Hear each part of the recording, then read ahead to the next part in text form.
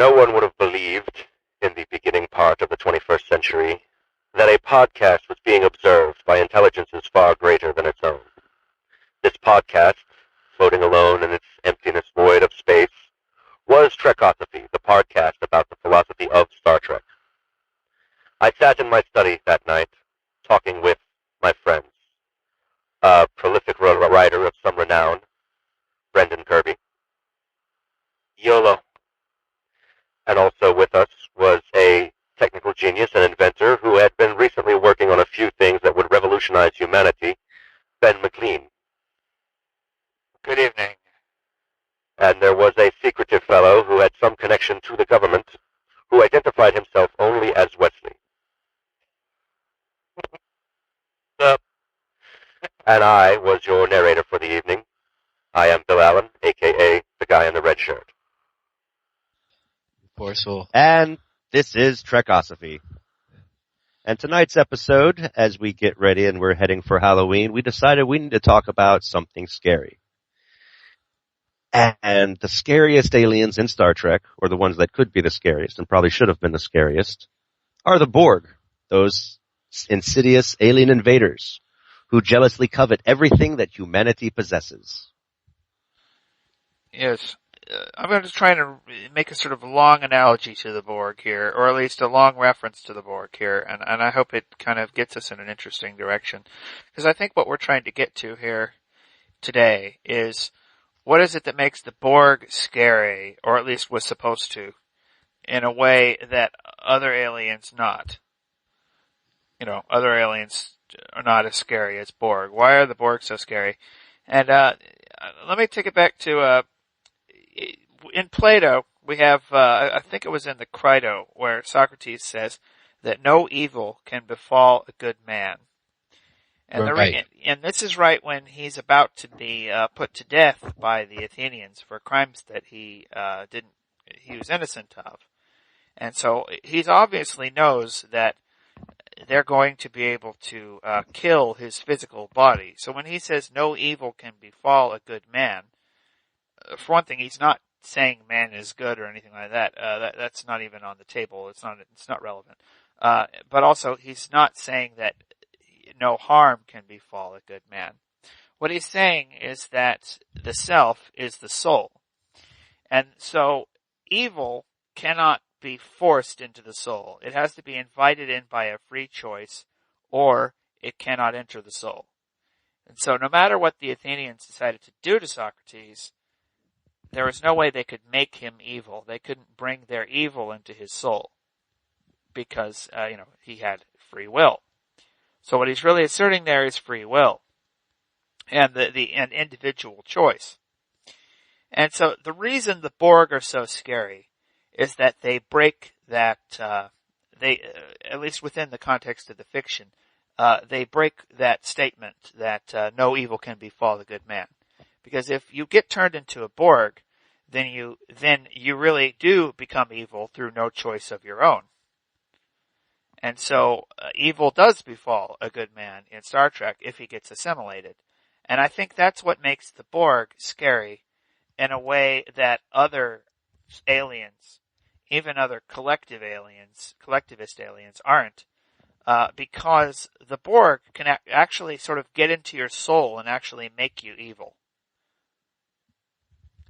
And so I think that's what makes the Borg scary. Huh. Yeah. I think that's interesting food for thought. I'm not sure that they do get into your soul, though. They simply manage to control your body. Well, but that's not... within the context of the fiction, they seem to. Because Picard did legitimately want to stop them. I mean, then you see the Borg and Voyager who have been released from the connection to the collective, and they still did maintain their individuality. They just didn't have the power to stop what the Borg were doing to them.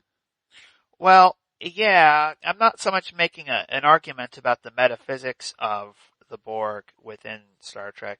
What I'm saying is that I think is the source of the fear, the special fear that's associated with the Borg, is the sort of impression that's created that they can do that which none of the other threats really can.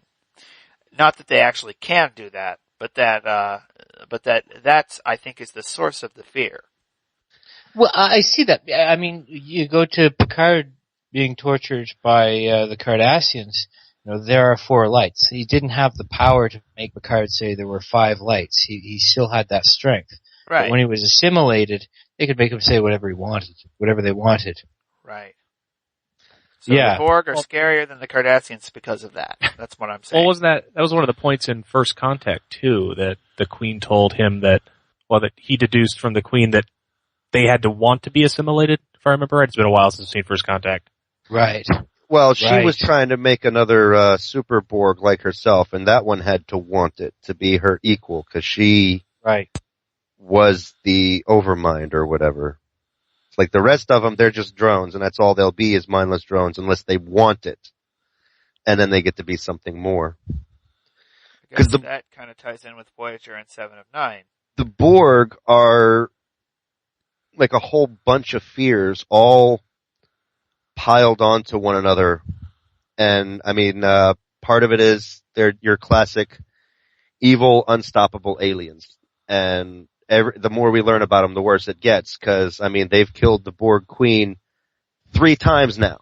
And yet, she's gonna come back. Oh, they've got a closet full of her.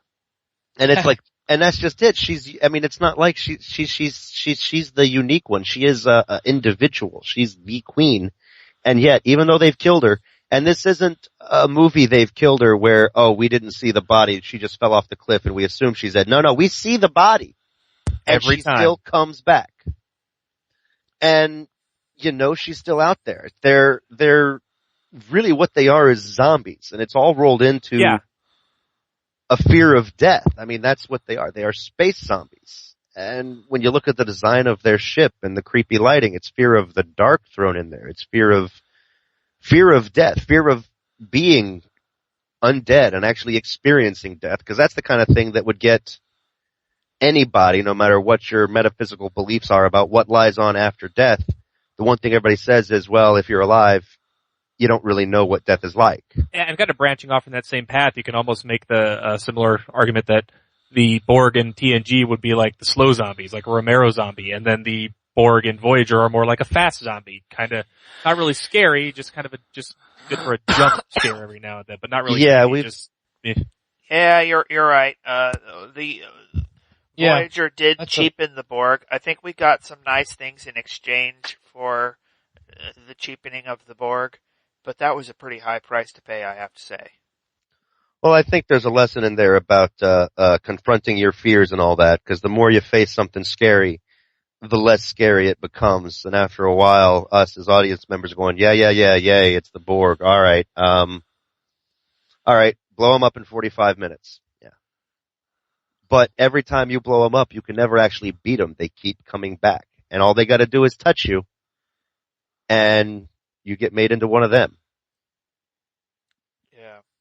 I think there's something to return to with Bill's comment, and it's the whole concept of volition, where you actually have to choose them. And to me, this is the crux of philosophy when I think of the Borg, because in philosophy, there's always a strong interplay between ethics and free will. Good and evil, right and wrong, blameworthy and praiseworthy actions depend on an individual making a choice. It's if you have this view of the universe where the action that happened was the only possible action that could have happened, morality is gone. If you don't agree with free will, there's no place for morality. And unless Picard actually, or Data, in the case of First Contact, actually chose the Borg, there's no real affirmation there. There's no real victory of the Borg over the soul that Ben was talking about. Yeah, that's true. Go ahead.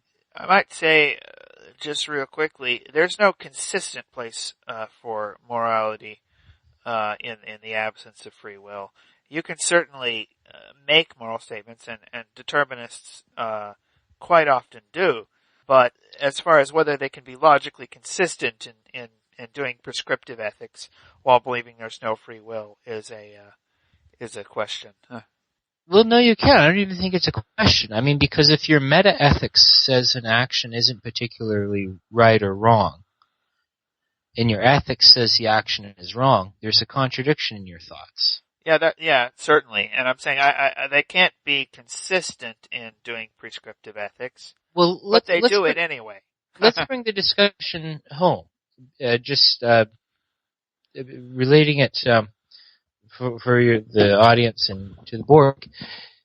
The idea is that if we are all material, i.e., if we are all Borg, and the only thing to me is my genetics and the environment in which I am brought up, I didn't have a choice over any of those things. I'm a Borg. Free will in that case is an illusion. If all I am is the material, the matter that makes me up, and there's nothing in addition to me, there's no spiritual component, then all I am is determined factors. And in that case, I don't really have free will, and in that case, there's no morality. I mean, if materialism is true, then we're all just Borg. We're zombies, doing what we're programmed to do. And in that case, there's no morality. Well, if Tim was here, he would be shaking his fist at us, but he's not. That was really good topic. I don't know how much he would be. Well, someone would be, I'm sure, because I know the whole the what you call the Four Horsemen guys like to argue that you can have materialism and have ethics, usually of a utilitarian variety. Yeah, but there's also deeper philosophy in my recipe for cornbread than there are in Richard Dawkins's book, so I don't know how much you'd want to bring them into the discussion. Well, I wouldn't, but my point is certainly someone out there would. And we're not going to be convincing to those people without addressing some of that. But it seems to be getting us away from the Borg a little bit. Well, it's the whole concept that maybe the Borg really aren't that evil, because they don't have choices. They don't make choices. And maybe that's why Janeway was so hesitant to kill them, or at least she felt sympathy for them, because they're not in control of their actions. Yeah, that's something that actually did occur to me when Picard said that the Borg are the most evil force we've ever encountered. It just occurred to me that, they don't have a choice, so how can they be evil? It doesn't make sense. Well, I mean, it's like their motives may not be evil. They might not be motivated by hate or greed or even choose to do bad things, but they're going to wipe out all life in the universe inevitably. And but remember, I started by making the distinction between harm and evil. You see, remember Socrates said, no evil can befall a good man. Evil can't befall you, you have to choose it. Harm can certainly befall you. The Borg may be the most dangerous force we've ever encountered, but the most evil force we've ever encountered, that's different, you see. But the thing is, you can say they don't have any choice in the matter, but there is a mind there. There is a thought there, and it's just one thought among all the millions. The collective mind is evil, you're saying. And because makes a collective choice. These are not. Or pre-Queen, and even though the Queen was technically there, but before our introduction to the Queen, you could look at, you'd look at what some of the writers have said. They viewed the Borg as a force of nature. And that would not necessarily be evil. A force of nature can't inherently be evil. But once the Queen comes into effect, there's an actual mind, a collective mind, still with the collective, but an individual mind, so she can make choices for the collective. And it's never really clear if she's making those choices or the collective choices making her. In Voyager, there are scenes in which the collective wants to do something with its collective voice, but the Queen says no. Right. And then the collective has to follow what the Queen says. So apparently the Queen's in charge. Yes. So just a relevant nerd tidbit there. And let's see. Another thing to bring into this is the whole political angle of individualism versus collectivism in a political sense. I really think that that is being played to here in a big way, that the Borg symbolize, in a sense, the communism of the Soviet Union in some ways in TNG. And I mean, it just seems to play into that, which is odd because I don't expect Star Trek to be blatantly anti-communist, but with the way they keep talking about how collectivist thinking is the Borg's thinking, it seems to be talking a little bit about Marx, or at least saying something about Marx, something not very friendly about Marx. I'm not sure that's true, and I'm no advocate of Marx, but from what I understand, he is talking about your individual contribution to the greater whole. And I didn't say it was a philosophically enlightened critique of Marx. Yeah, right. If you look in the 80s, I mean, there was that view of communism as that it did get rid of, not the 80s, the 50s, the 60s, when the writers of the show were growing up, that, even with a lot of them likely, especially Gene Roddenberry having a very liberal bent, even with, the fear of the Soviet Union, the fear of communism, that's how they grew up. And there was that view in America and in the West that communism would destroy your free will. That was there because that's the propaganda that we in the United States and the West got. And in some cases that was true, but not always. And it's, that's going to bleed into our fiction, and that's going to help bleed into the Borg, even with what I said earlier about it being a force of nature. That's still, there's going to be different elements that are going to make that hole in that writer's mind when he's building that concept. You see, there's a sense, Marx describes his revolution almost as if it's a force of nature, with its Hegelian historical forces. It's coming whether you work toward it or against it or not or whatever. And many people have asked, if it's coming anyway, why be a communist? And that's never very clear. But still, it's like, Marx regards his revolution as being kind of like a force of nature. I think that's part of what makes the Borg so useful is because they are an embodiment of all kinds of fears. It's not just one thing to be afraid of. There's a little bit of everything thrown in there. There's that fear of communism, that fear of losing self. There's even been parallels drawn between us today in our wired world where everybody's on their smartphones and nobody's actually dealing with people anymore, but everybody's dealing with technology. We've plugged into an electronic world and we're no longer connected to the real world. We have become digital turn zombies. Turn off Trekosophy right now and go take a walk. The Fake World, talking about a TV show. I recently reread Stephen King's Dance Macabre. Excuse me. I don't know if anybody's read that yet. It was a nice little book he wrote early on, probably like after he had only done like maybe 6 or 7 books. Somebody wanted him to write a history of horror. And he was like, sure, no problem. And then he realized exactly how crazy, insane that idea was. But something he talked about often that was a recurring theme, he used examples of Apollo and Dionysus, the two, Dionysus. Oh, somebody ripped off Nietzsche. I'm sure he probably Nietzsche did. said that. Ayn Rand said that too. A lot of people said that. And Well, I think a lot of them were ripping off Nietzsche. Oh, they're ripping off Sun Tzu. They're ripping off everything. It's an old concept. Yin and yang, good and evil, chaos and order. Apollo represents good, order, light, life, whatever. And Dionysus is Dionysus. Dionysus is chaos. It's disorder. It's the horror. The Joker and Batman. Look at the 1950s. Look at the 1950s horror movies. Is what Stephen King was talking about originally. Yeah. Square-jawed, clean-cut, crew-necked scientist type. He's got the brains, and he believes in ration and reason, and he's nice and decent.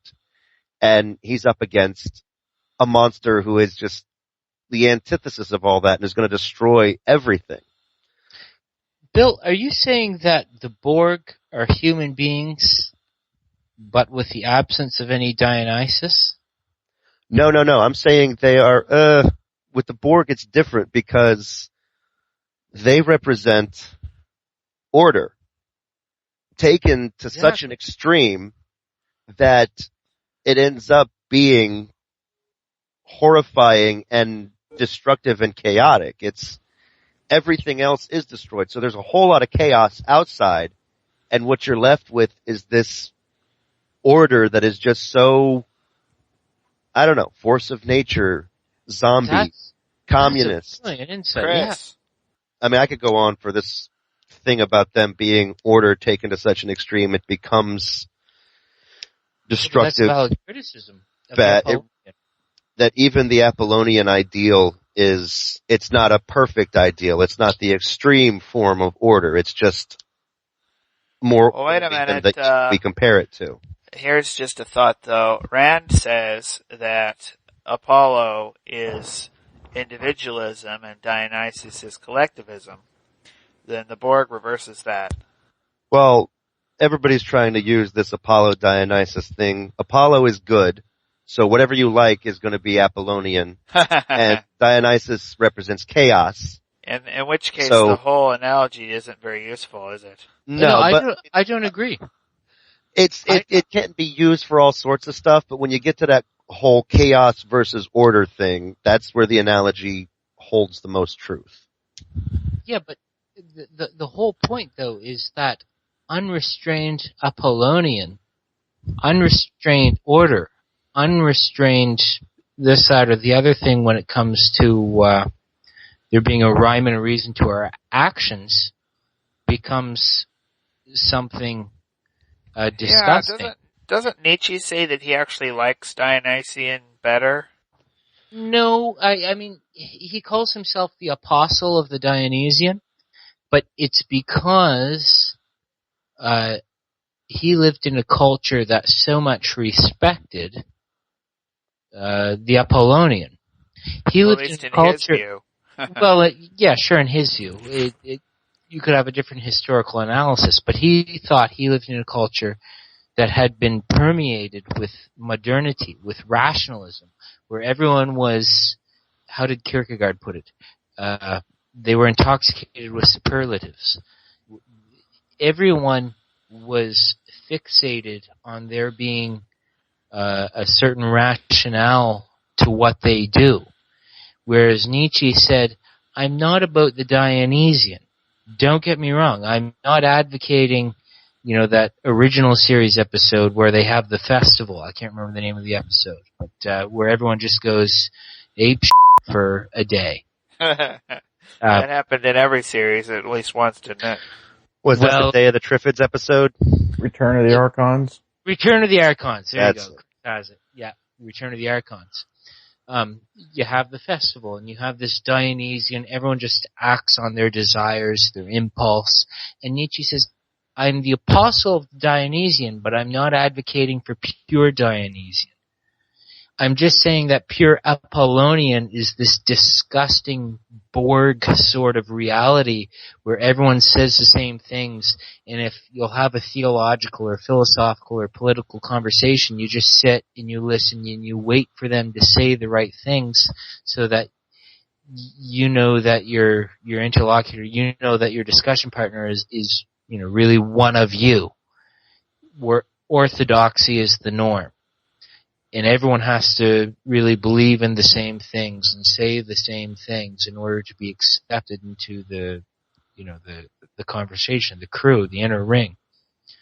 And in that sense, I really appreciate the Dionysian, or the Nietzsche's view where, we do need some chaos. We do need some, more desire in our theology and philosophy and so forth, in order to not be Borg, where orthodoxy has this stronghold, and it chokes out anything that doesn't really agree with it. See, that's why if I had to choose, I don't think I would choose Apollonian or Dionysian. I think I would go Bacchanalian. Bacchus was the Greek god of sex, drugs, and rock and roll. Well, I thought Dionysus was already the god of Dionysus wine. is near. But Bacchus is more about the party. Dionysus is more about the chaos. Yeah, Dionysus is about the intoxication, but Nietzsche was advocating the marriage of Apollo and Dionysus. You need both. Pure Dionysian is wretched, evil. Pure Apollonian is just as evil. You need both. You need Spock and Dr. McCoy, otherwise you've got nothing. I guess there was the whole thing. Lewis did something like that in That Hideous Strength with. Yes, he did. Except he had Venus and Mars, but yeah. Yeah, he did. I mean, that's the whole point. Pure reason is unreasonable. Pure desire is undesirable. You need to have both. You need to have both elements to you. Where you enjoy. Well, I think you need to have both elements pure. I agree with that too. Yeah. Yeah. Can I draw it out for you? I'm working on an article right now where I was at a Borg festival, where everyone we clapped at the appropriate times. We ate with the proper utensils. We did everything that we were programmed and that society told us to do. And then a speaker got up and he spoke about religion. It was very sensational and it was emotional and it was passionate and wonderful. Yeah, okay, whatever. But then I went to a party where we had a bit too much to drink. We stargazed. We danced impromptu. We told jokes. We played ridiculous games. And it was a Dionysian thing, but then we philosophized, and the philosophy was really rigorous. It was logical. It was everything that you'd want it to be. And to me, the first party was everything that was undesirable, where you're a Borg when it comes to being joyful, but you're a Klingon when it comes to being rational.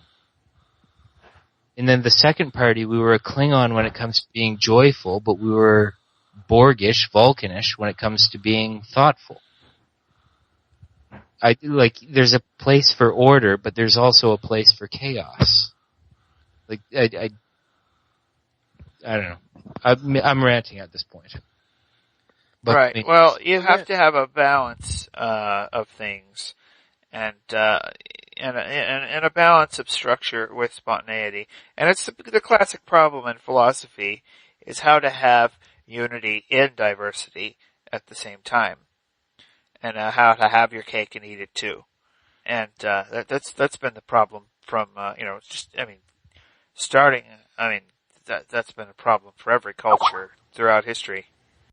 So since Chris is here now, and we got to get Chris's input, and we're talking about what is it about the Borg that scares you? Chris? Well, you're making an assumption that they scare me, first of all. Well, they should. They're the scariest thing in Star Trek. That's a little, not quite. That's, okay. I would say probably the phage, scares me a little more, maybe. Oh, that was creepy. That was? The disease? Yes. Yeah, that whole body snatching thing. They would take organs and sew them in order to, Oh, yeah, they were pretty icky, but not as scary as the Borg. I don't know. The Borg have got this whole psychological terror thing. Well, that's true. I mean, they just grab you, stick their tubules in you, nothing sexual there, and turn you into one of them. You lose all free will, etc. I can understand that is more of a psychological scariness there. But yeah, they move very slowly. They're very zombie-like. Yeah, that is something that made the Borg less scary. I mean, Romero's zombies are scary because of their numbers. Right. There's a huge crowd of them. And they did a pretty decent job in First Contact to make them a little bit scarier than they were in the series. Right. By redesigning not only their look, but also their behavior a little bit. If I wanted to make the Borg really scary, I would have made them move really fast. Yeah. Well, they don't need, but that's the thing. It's like, if Romero's zombies were adaptable, and when you get to part 4 of Romero's original core block of movies, things start to change. Which one's 4? Is that Day of the Dead? No, that's Land of the Dead. Day of the Dead was 3. Land of the Dead was, I don't know. It it went more into action than it did horror, because let's face it, zombies, they've been done so many times, you can't be scared anymore. I mean, the original one, it was scary, but at the same time, living in that world, and all of a sudden, zombies have developed tool usage. This is, I mean, there are some things, it's like Planet of the Apes, okay? Yeah, the monkeys are going to take over. When monkeys learn to use guns, we are all doomed. And even though Planet of the Apes was hokey, cheesy, and corny, deep down we are all scared of losing our place as the top primate. And if you ever see a monkey with a gun, you will be scared. It's a weird, I don't know what it is, but the Borg, yeah, they got, where was I going with this? I remember now. The Borg, George Romero, zombies. How do you kill a zombie? You hit it in the head. Well, Right. You kill 10 zombies, and then all of a sudden the next zombie that pops up has a force field around his head. Now you can't kill him. That's kind of like the Borg take that whole zombie thing to the next level, because you can't kill them. Every time we've gone up against them, we haven't killed them. Well, here's my argument to that, though. They've got replicators, and we've seen in Deep Space Nine, you can actually replicate a projectile weapon. Why don't they just replicate some Smith & Wessons, some 1911s, anything? Yeah, that's true. Because then the Borg will just develop Kevlar. What's that? Body armor. Bulletproof vest. Oh, they're going to put it in front of their face? They can't. Yeah, but still, I mean, that's still, it did seem like the obvious thing to do. Yeah. To attack the Borg with chemical projectile weapons. In fact, it seemed like a really obvious thing to do a lot more often. And I think in the Voyager video game, the one that's based on the Quake 3 engine, I think they addressed that. They actually say that, before Voyager took off, Starfleet had been, wait, they say it in DS9 actually.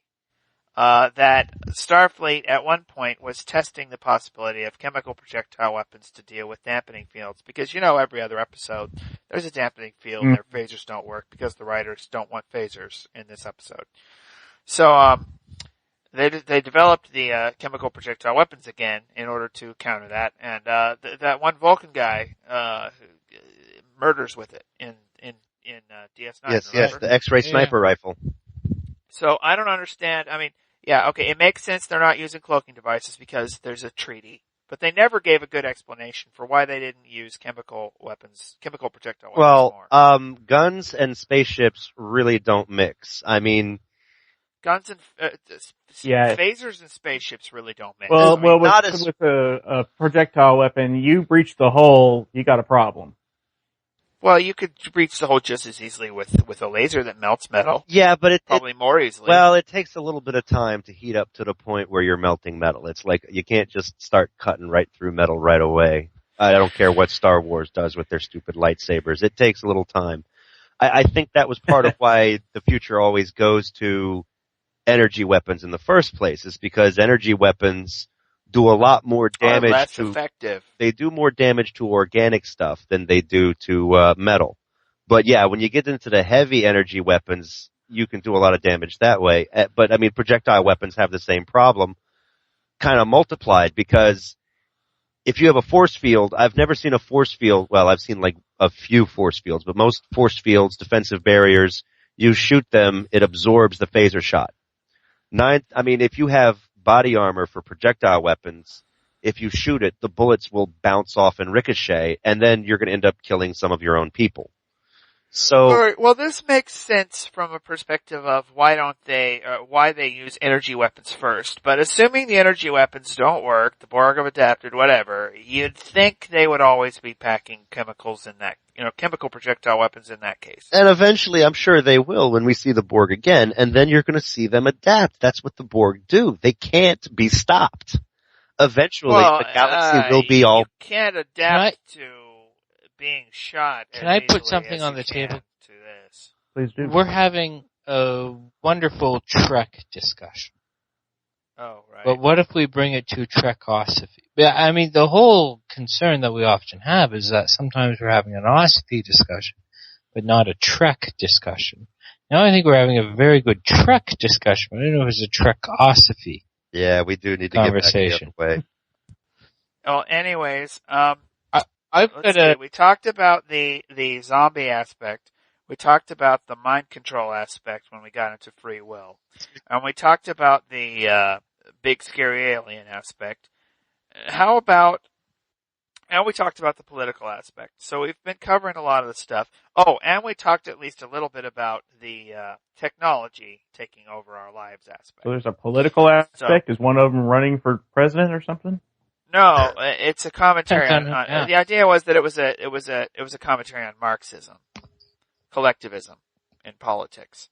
The Borg. I think there's something we have to get at, though. And I think it's inescapable. It's the metaphysical aspect of the Borg soul. Oh yeah, that's where we ought to go next is it possible to have a sort of collective person like that? My thought is it mirrors the conversation that we would have on the transporter. Is somebody who's been transported, i.e. had their material totally disassembled and then reassembled, the same person? And I would want to answer that in the affirmative. For the same reason I would want to say that the Borg, this assimilated version of you, isn't really a new you. Or I wouldn't want to say that it was Jean-Luc Picard. Sisko was angry at Picard in the pilot episode of Deep Space Nine. Was he right to be angry with Picard? My answer to that is no. And that's a metaphysical discussion. I don't know if I've used the example. It's one of my favorite things in philosophy history. I don't know if I've used it before in Trekosophy or not. But it's the example of the ship with Aristotle. Have I done that before? I don't want to be repetitive. I don't think so, no. Okay. Well, I've heard of it, so. Okay, well then I'll use it. Because I don't want to be painfully repetitive. Aristotle, or it wasn't Aristotle, but it was a thought in ancient Greek philosophy where a ship was constructed, and naturally there were certain parts that aged. And as they aged, the parts were discarded into a junkyard. And eventually every part of the ship had aged and was discarded into the junkyard. Then you've got this other ship with a bunch of, it looks new, it's got all these replaced parts. But somebody goes to the junkyard and it reconstructs the ship from the discarded parts. And now you've got two ships.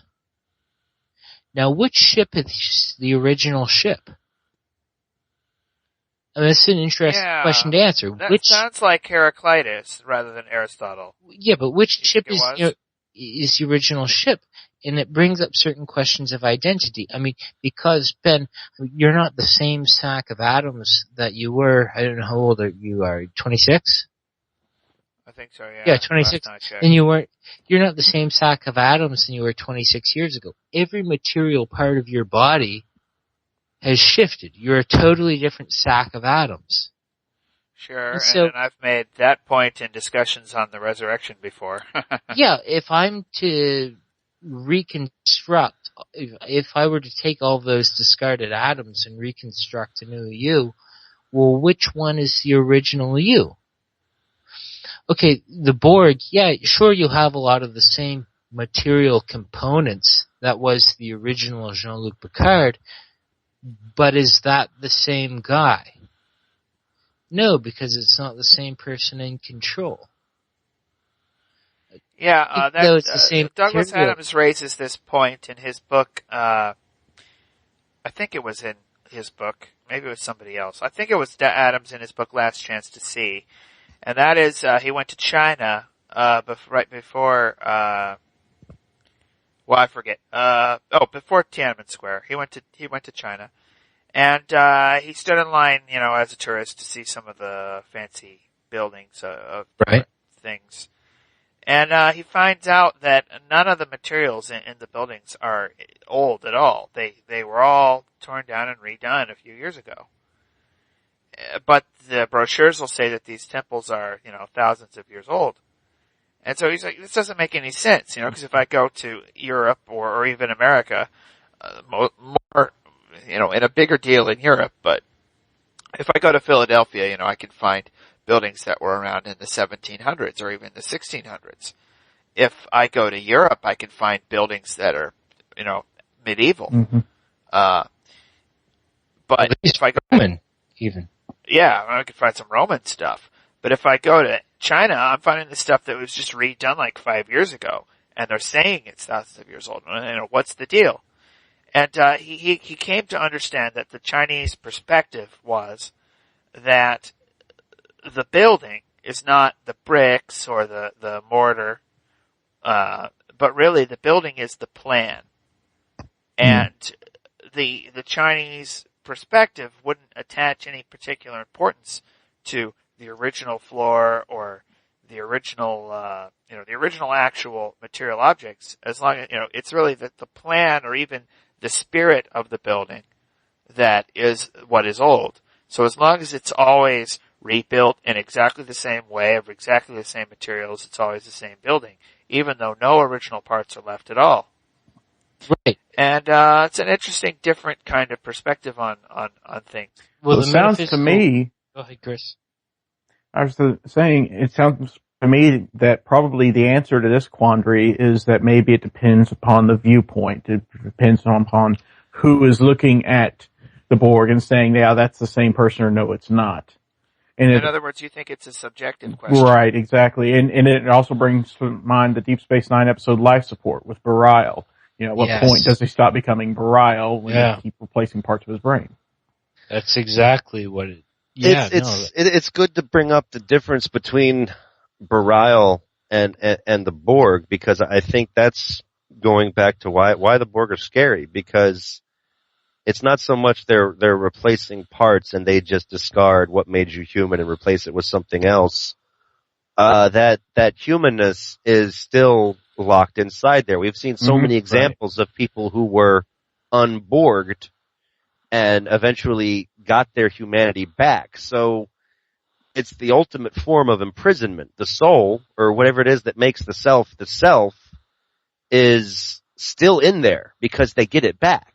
Yep. It's not like they just wiped out the brain and you have this new person who's going to start over and has to relearn everything. It's not a different person anymore. That same person, you are still in there. You are trapped in there watching your hands and your body assimilate your whole family.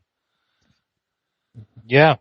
It's not your like soul. The Next Gen episode where the three people went down to the planet and got taken over by the souls of three criminals.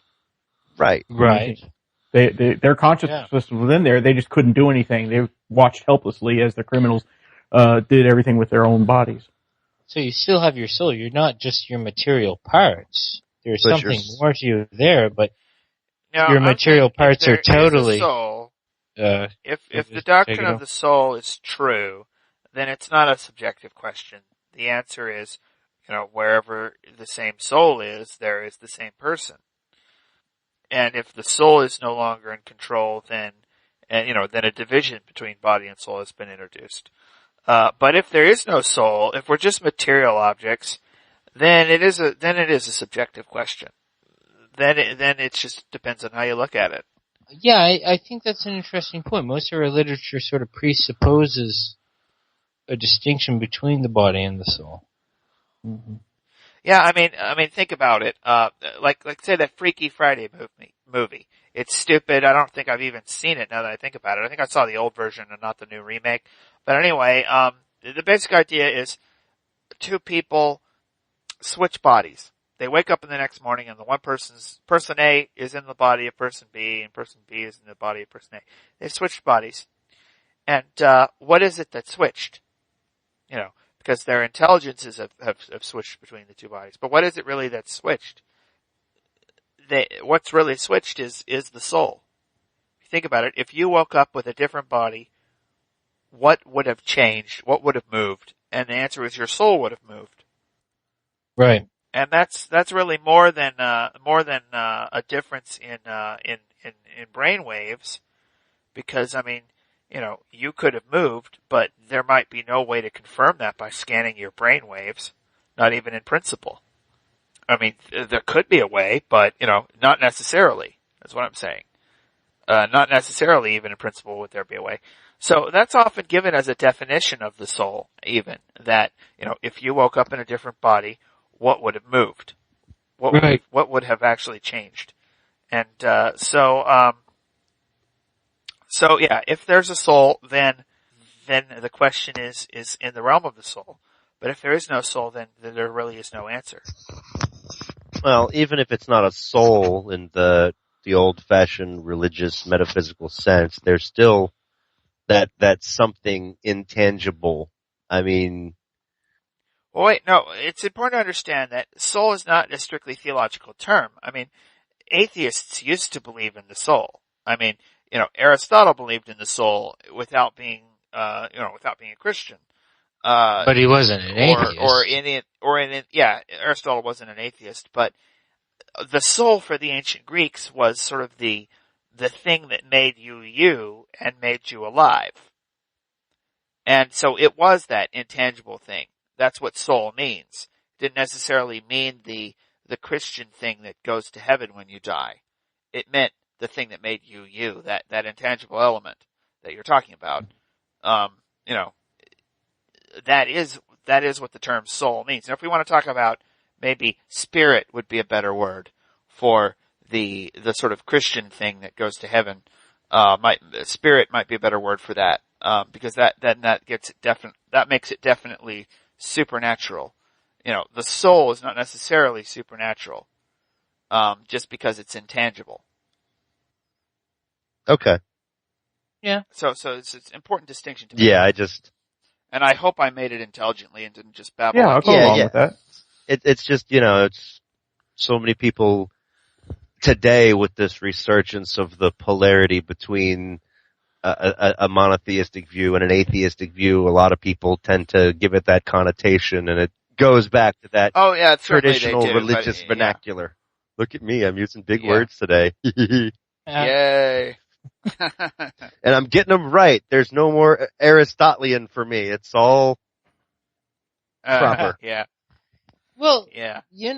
There's another big word, two big words that I think should be introduced into the discussion, because, Ben, I think you and I are like-minded on the soul, but we're also like-minded on Peter Kraft. And the two big words I don't know. the two big words are psychosomatic unity. And I've never quite understood exactly what that meant, so I wouldn't be able to comment on that. I know Kraft has used that term, and I'm not sure what he means by it. What he means by it is that the body and the soul are not different from one another. Our conversation on the Borg has glorified this presupposition that the body and the soul are different. But if you were to read Thomas Aquinas, Aristotle, as Bill would have us say, then there really isn't a separation between the two, but there's also a huge respect for the Christian conception of the soul. We sort of just said, hey, look, there's the body, and then there's the soul, and the soul survives death, and la-di-da. But the truth is, there have been a great many Christians who have said they are not that different, the body and the soul. They're the same thing, and there's some psychological experiments that have said, how different are they? Let's talk about hold this. on. Okay. If I talk about a separation between the body and soul, it's important to understand that I do not mean that in the sense that Descartes says. Descartes suggests that the body and the soul must both exist in order to have a living thing, but they are somehow in these two entirely different and almost totally unrelated sort of realms. And anytime you even begin to have one of them influencing the other in any way, you are breaking one or another of the things that Descartes had to say, which has led a whole bunch of people to really scratch their heads, because what's the point of having a soul if it never actually interacts with or controls the body in any way? And so Cartesian dualism, specifically Cartesian dualism, has some pretty serious problems with it. On the other hand, I think a total unification, like I've heard from some Catholics, doesn't seem to make much sense to me either, because you certainly have to, first of all, conceptualize of the body and the soul as two different things, or at least two different concepts. Sure. And at death, the body and the soul, or the spirit, at least from the Christian perspective, death is the separation between those two. Yeah, but there's a distinction between Brandon Kirby and BM359, but really it's the same thing. Yeah, I mean, conceptually there's a distinction between the two, but in reality they're the same thing. The whole point is, with the Borg, if I can assimilate your conversation here, or your point a little bit. Oh no. It's Borg that puns. I didn't really make the pun. I'm not very good at puns, so I apologize. But I think that there really is something to the conversation when we say body and soul have a unity. I mean, when you say that the Borg actually infiltrate your soul, and that's why they're so. I didn't really mean that in a literal sense. I meant that impression. Okay, the impression, but they totally corrupt your free will. It appears as if you will one thing, but what actually happens is something totally other. It appears as if the Borg have actually corrupted your free will. At that point, the Borg have made a spiritual attack, but they've only done it through physical means. And at the same point, we can do psychological experiments where it appears as if, your bodily functions are determinate of your free will, which is taken to be as a spiritual thing. Wait, what? I didn't get that last sentence. It didn't seem to make much sense. Well, the fault would be entirely my own. But if maybe if you restated that last sentence, because you said something about us doing science experiments that have something to do with our bodily emotions and our free will. But how those three things were related, I didn't quite get. Let's tie it into the conversation at hand. I mean, the Borg assimilate you. They now control your body, but they also seem to control your volition, too. I mean, you don't really want to give them this information, but you still do it anyways. I don't really want to eat the Baconator at Wendy's, but I still do it anyways. The Borg now control your free will decision. Now, scientifically, there are some psychologists who do certain experiments on the brain where they can tell you your choices before you do. Before you shout them out? What do you mean before I shout them out? Yeah, I was listening. Before you do, in what sense? I was listening to a lecture, I believe it was by Steven Pinker, where he was talking about this sort of a thing. Well, as I understand it, mainstream science right now and mainstream academic philosophy have pretty much given up on free will. Yeah. And it's only the classicists and some of the postmodernists who hang on to free will, while the modernists have almost entirely abandoned the concept of free will, except in some kind of legal sense. But in any metaphysical sense, they've completely given up on free will. So I am a little bit skeptical of anything I read in psychology, frankly. I'm skeptical of modern psychology as a whole, but certainly on whether the results that psychologists claim to have gotten really follow from any experiments they do. Well, let's bring it home. I'm very skeptical about all of that. If I'm following that correctly, it's not so much you lose your free will because of these experiments. The experiments are just predicting what you're going to do in advance, right? Which goes to the whole. That may be possible. I don't think that would cause any problems for the concept of free will. Yeah, but it does, and I'll tell you what. Because how I've spent 2 years in psychology research, and this has been a problem that's bothered me for a great many years. All right. It's that I can tell you with a high degree of probability whether or not you're going to be resilient, whether or not you're going to be able to overcome certain tragedies. And it's by analyzing factors. Wait. You can tell whether or not you will overcome the tragedies, right? Absolutely. Because able would be too subjective to.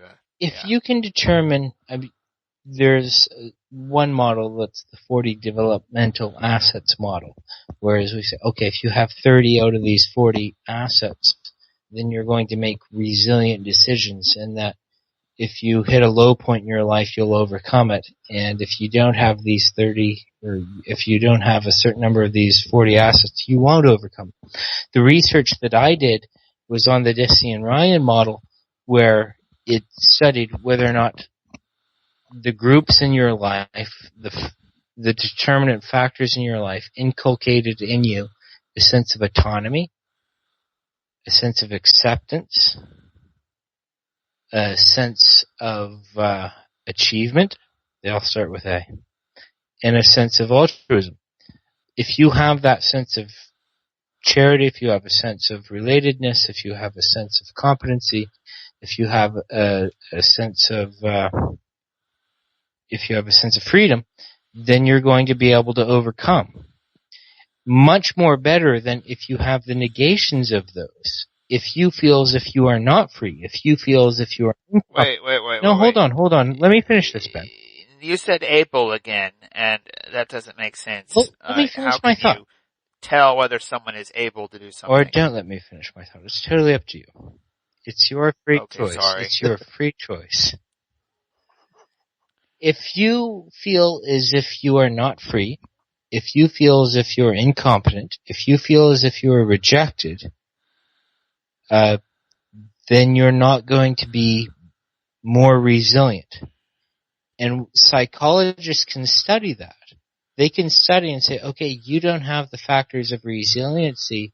You're going to hit a certain situation, a pregnancy, a bad grade in school. You're going to hit situations X, Y, and Z, and you won't be able to overcome. They won't be able to say that with absolute certainty, so let's not undermine free will altogether. But they're going to say there are certain inputs into your life.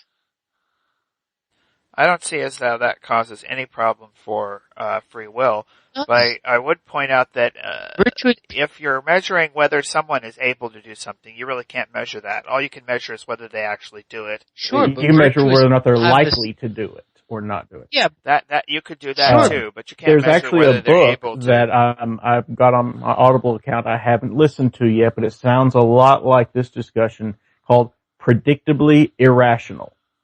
And it's about the hidden forces that shape our everyday decisions.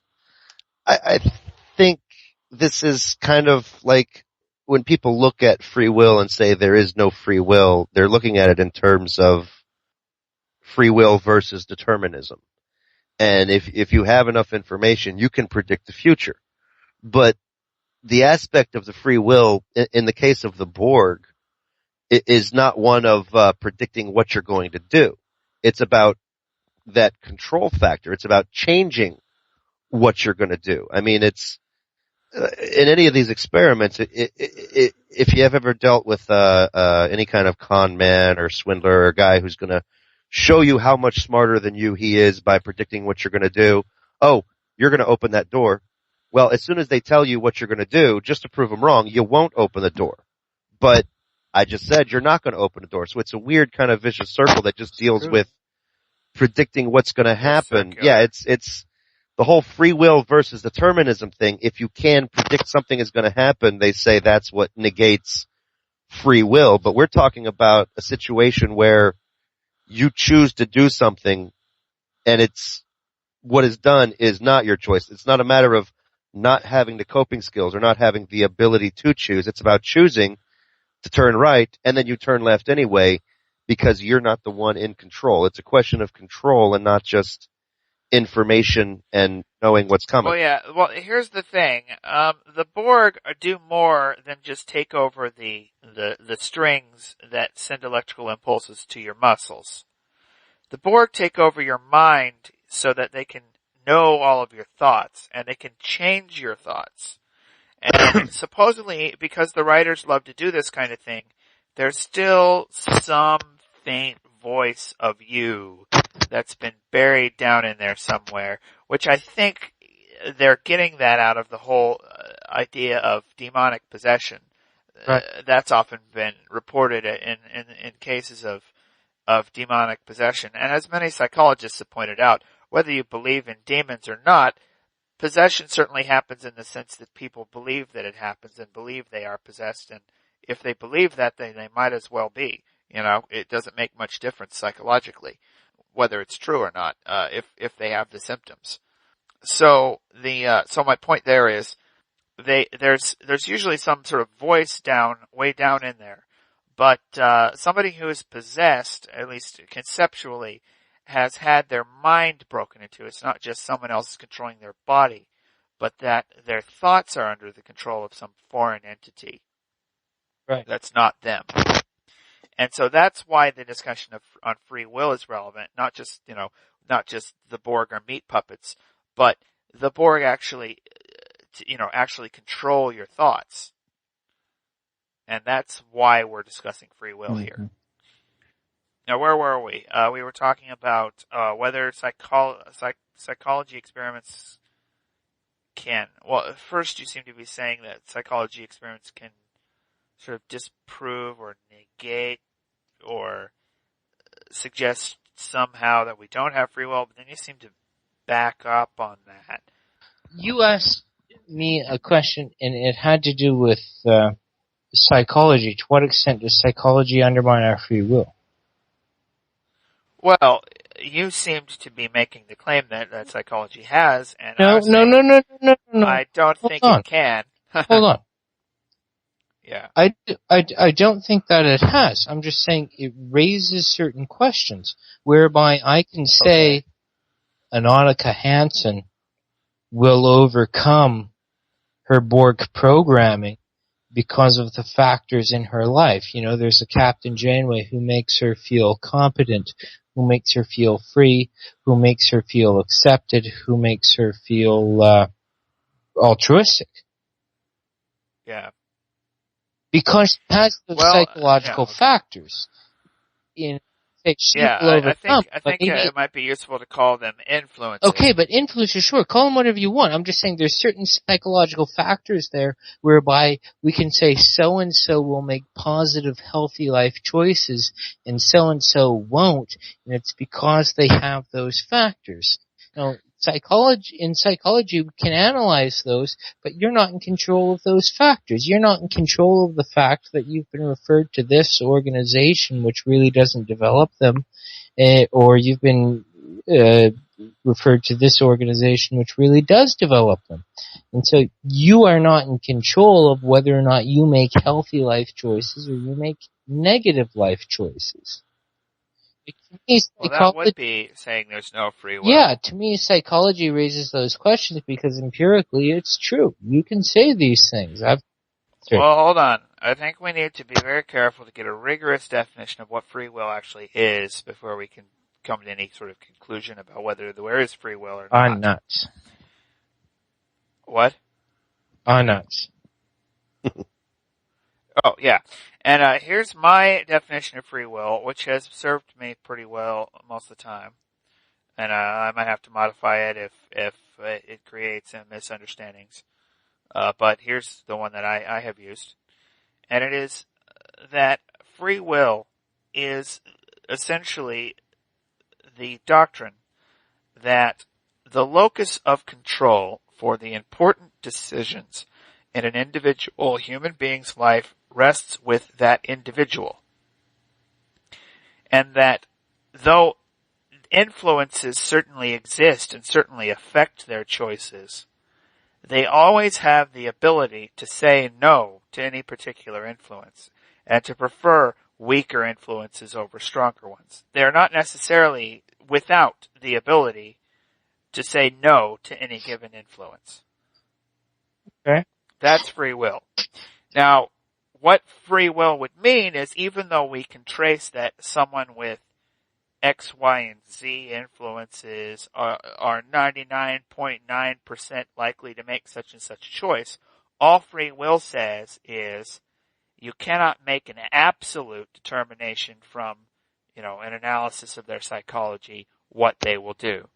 Because the locus of decision is theirs, and they can, not that they will, but they can turn it around. Right.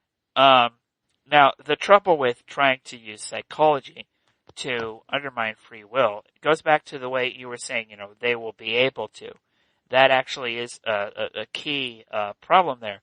Because psychological research cannot make determinations about whether someone was able to make a choice they didn't actually make. All we can do is gather what people actually did, and then try to make more or less accurate predictions, which will never be 100% accurate about what someone will be likely to do.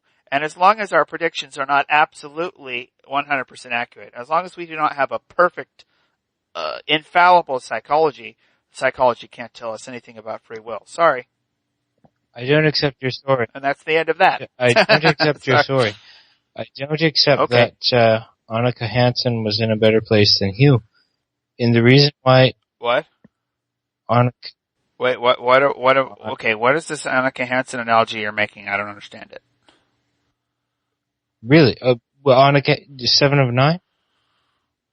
Jared 9? What about her? I don't understand. Hugh? What does she have to do with this? Oh, you're saying she was in a better position than Hugh. Recovered to humanity, whereas Hugh, I don't even know what species he was, but he didn't recover anything. Well, no, he actually did. I think Hugh made a free will choice. I mean, what can I say? Hugh decided to return to the Borg. Oh, well, he decided to go back thought about to the Borg. It and decided. Okay, fine, sure. I accept the criticism. I'm just saying, with psychology, the whole concept of probabilities, the whole concept where Hugh didn't have the factors in place that 7 did, he wound up going back to the collective, 7 didn't. That actually indicates something about free will. I mean, if Hugh was placed in a Voyager scenario and Annika was placed, 7 was placed in a Enterprise D scenario, 7 would have made the same choice Hugh did. Hugh would have made the same choices that 7 did. So nothing in psychology is going to get you that conclusion. No, but it absolutely necessity. will. No, it's not going to say necessity. And that's why I don't accept your story. I'm not saying with 100% accuracy that psychology will generate certain results. It's just going to say probabilistically, it really doesn't matter. It's these determinants that matter more than anything when it comes to your decisions, which appear to be your... Well, hold on. I mean, as long as there is a possibility of saying no to the statistic and not being in the majority of the statistic, then free will is not disproven. And as long as free will is not disproven, I think the burden of proof is on determinism because we need free will for ethics. And there are certain things in ethics I regard as axiomatic. And they imply free will. I agree. So, I mean, unless we've got an empirical disproof of, which is almost impossible to get, by the way, until we've got an empirical disproof of free will, I'm with free will. I'm a metaphysical libertarian, or at least as far as I understand what that term means, I am. Sorry, if I hope that'll be offensive here. Well, you'd have to try a lot harder than that to offend me. Okay. But I think I've already said what I have in mind to refute you. I think I've already said that, so I don't want to be repetitive and annoying. Well, I'm saying, by my definition of free will, all there has to be is a possibility of saying I think no. you've already said that. And you haven't disproven that possibility, so you haven't disproven No, free I've will. introduced probabilities. Yeah, and what you've said is at best that given a certain kind of analysis, the analysis of probabilities, free will appears improbable. No, I didn't say. No, I'm not saying that at all. I'm just saying. Okay, well, what are I'm you just saying? saying psychology has made certain measurable statements whereby your choices appear probabilistically predetermined. Now, not absolutely predetermined. I'm just saying probabilistically predetermined. But if they're predetermined, this has serious metaphysical implications that cause me to raise questions that are uncomfortable. Sounds to me like you're I don't saying that we're think just stuck in our they- ways a lot. No, I'm saying probabilistically you're stuck in your ways. Okay. I'm saying probability is just a model of our ignorance. If we're calculating a probability, it means we don't know for certain what is going to happen. And in order to disprove free will, we'd have to know for certain that our choices are predetermined in an absolute sense, not just probability. Probability doesn't cut it. Now, what probability can do, I think, is show that most people, in fact, follow the path of least resistance. But it cannot show that everyone has to follow the path of least resistance. I agree with that. And that's what you'd need to disprove free will You know, metaphysically. Every time somebody starts talking about psychology combined with probability, there's only one thing that comes to mind, and that's Isaac Asimov and psychohistory, where he says, psychology. I'm not that deep into Asimov. Yeah, it was psychology. When you try to predict the behavior of an individual, it's not going to fit. You have to predict the behavior of groups because then you get some common factors popping up, and the larger the group, the larger the sampling, the more accurate your predictions become. So in general, it's a deterministic world full of free will individuals. Huh. Well, my metaphysics don't address the psychology of groups. They probably should, but they don't at this point, so I will not make any comments. I mean, it's interesting when you go back and read the first few, because that was what he was doing. He was predicting the future. When you have a population of several trillion people, and you can look at trends in crop forecasting. It's like, well, everybody does it these days, but everybody who does it these days is trying to sell an agenda. That's why it's all about predicting who's going to do what, and it's got that weird bias built in. Nobody's ever been able to make neutral predictions about what's coming that have been accurate in any way, because it's always about wanting it to be a certain way, wanting a certain bad thing to happen to prove that something is bad and shouldn't have been done.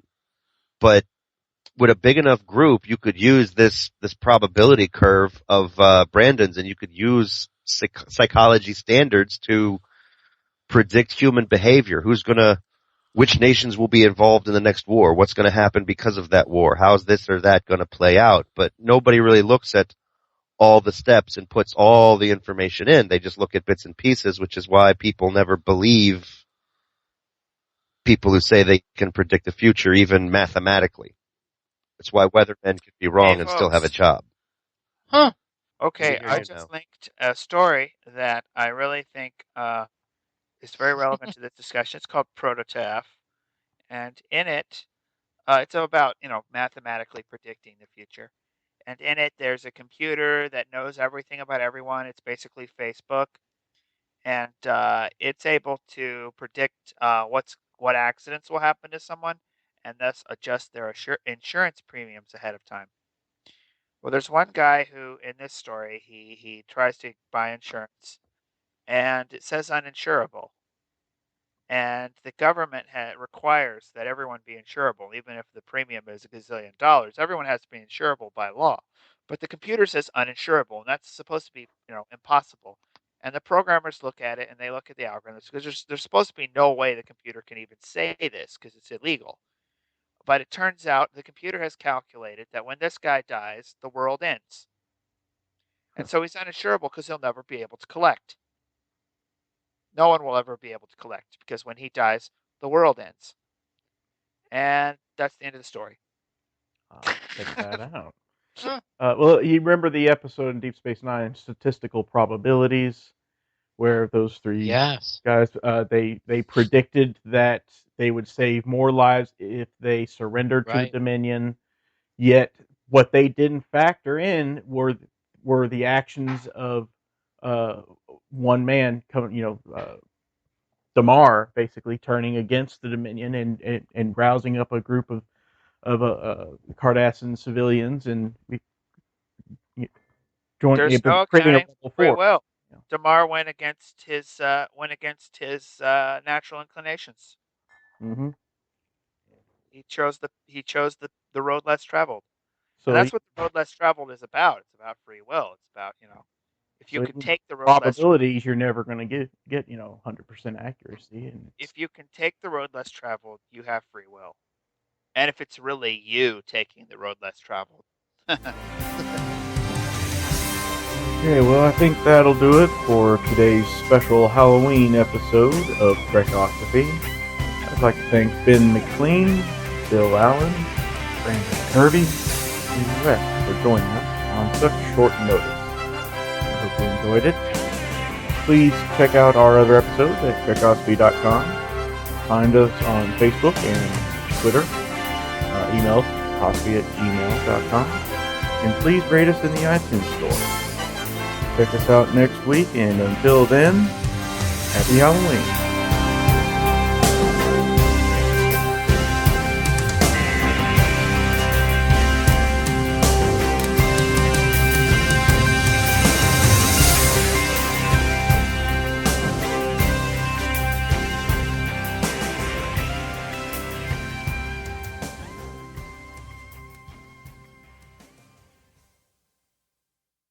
Bill with his amazing radio voice.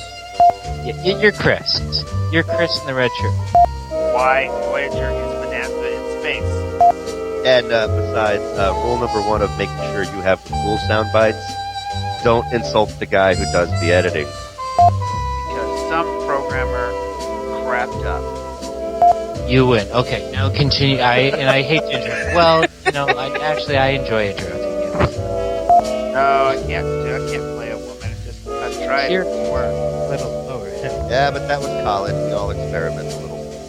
I don't have children. Maybe that's because Frankenstein made them. I don't know. Today on Trekosophy, we're going to talk about Star Trek. I don't think Captain Kirk did it right. But it's writing five records 5 times. We'll go back later. We really like Boy's great. And it's Spock in there doing his thing. And then you had Sulu always find the ship. He was the greatest pilot in the universe. And then you had Chekhov, who was kind of pointless. Shouldn't have been there in the first place. And that's our show for tonight, folks. Ben's mic just cut out on him. Hallelujah!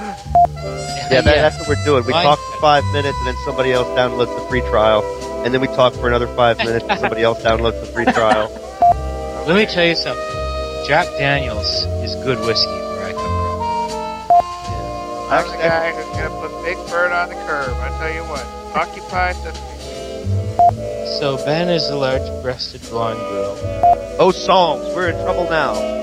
I'll make an effort to drop more 4-letter words just to make the editors more interested in the program. And I was all ready too. Just I was waiting for him to say something so I could go, "Shut up, Wesley." Yeah, the Borg are scary. They were once upon a time, but they've. Then Voyager happened. Yeah. But then 2 bigs happened, and he's scarier than the Borg. But not by going door to door, because there's too much pedophilia. Tune in next week as we discuss Enterprise episode about Tuvix, or 2 guys, 1 transporter. Too much smoking and drinking. The topic is irrelevant. You will be assimilated. Resistance is futile. Told you I was in a wacky mood this day. I don't actually celebrate Halloween. I think we should rename it War of the Worlds Day. Oh, absolutely. Even though technically October 30th is War of the Worlds Day, but I would have no problems with my birthday being a national holiday. Do I still get candy? Absolutely. Sure, still get candy. I don't know what's People going on don't- where you're from.